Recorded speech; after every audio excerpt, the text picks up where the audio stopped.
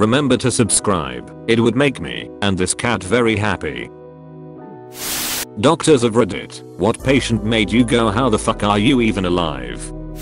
We had a guy with a major aortic dissection one night. From the bedside ultrasound, he looked like he had already bled out. He had some chest pain, but he was alert and oriented, and we were shocked he was even still alive. He absolutely shouldn't have been with how much blood we saw and the size of the dissection. We called the surgeon in, who was really blunt, and explained to the guy he was probably going to die in surgery. He was a young guy, like late 40s. He was on a business trip, and it was completely unexpected. He kept trying to call his wife, but it was like 2 AM and she wasn't answering. He just wanted to talk and tell her goodbye. It was actually pretty devastating to watch. Meanwhile he's so coherent and alert, as if he isn't actively bleeding out and dying. Most patients we would get in the same situation wouldn't be conscious, or would already be dead. They swooped him off to surgery before he could contact his wife, and the dude lived. Remembering that story got me through a lot of tough years in the because I think it just reminded me that hope and good outcomes are still out there. Edit. Geez, this blew up. I picked up my phone this morning and had no idea what happened. Thanks all for the awards and the interesting discussion. To those of you with similar stories, know that you are the reason a lot of providers keep doing what they do.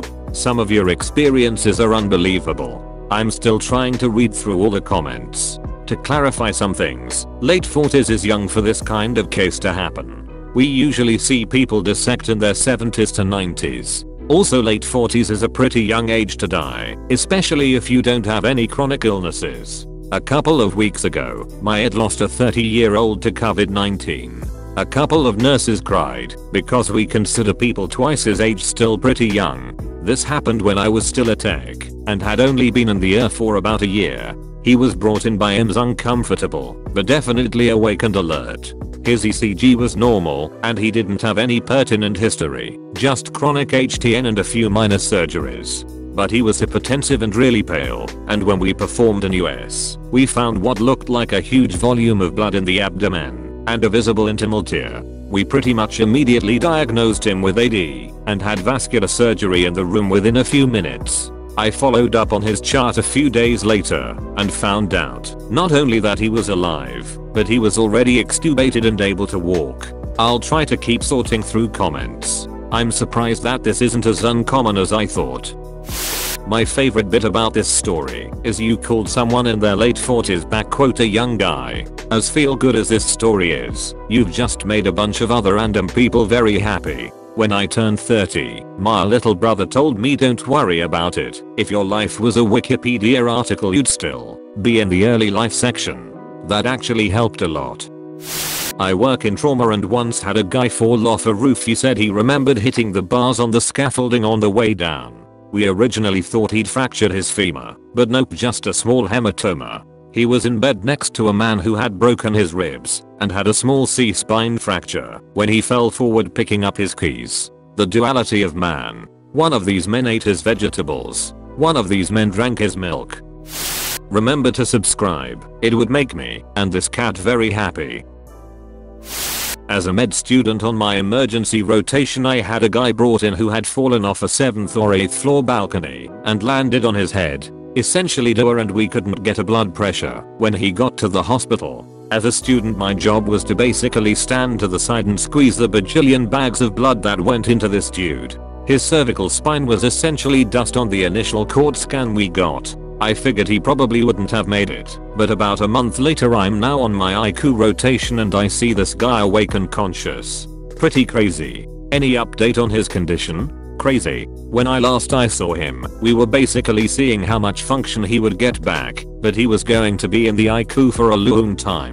From what I can remember he couldn't really move either leg, but he actually had some movement in his arms/hands, so they weren't sure how much he was going to get back by the time he left the hospital. That's insane nonetheless. Patient here. When I was 2 I was being treated for asthma due to wheezing, labored breathing, etc.